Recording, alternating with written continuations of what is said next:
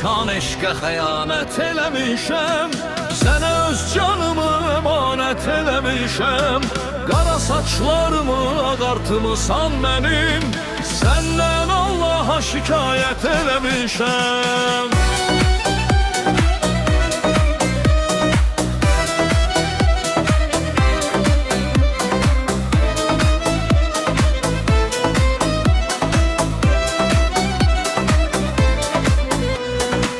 Gelmişik ayrı kalıp hardan hara. Gel ürəkdən halığından qutara. Sensiz anlarda dalıp xəyallara. Senli günlərimə səyahət eləmişəm.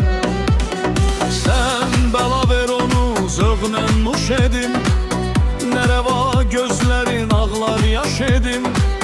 Nə dilim gəlmədi heç qarğış edim. Nə də bir gün sənə nifrət eləmişəm. Mən haçan eşqə xəyanət eləmişəm. Sənə öz canımı əmanət eləmişəm. Qara saçlarımı ağartmısan mənim. Səndən Allaha şikayət eləmişəm.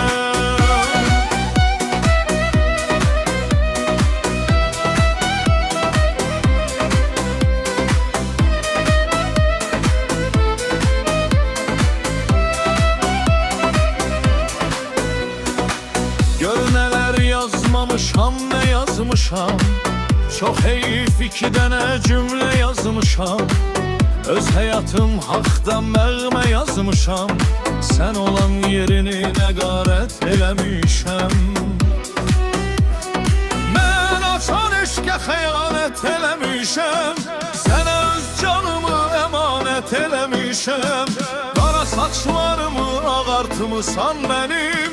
Səndən Allaha şikayət eləmişəm.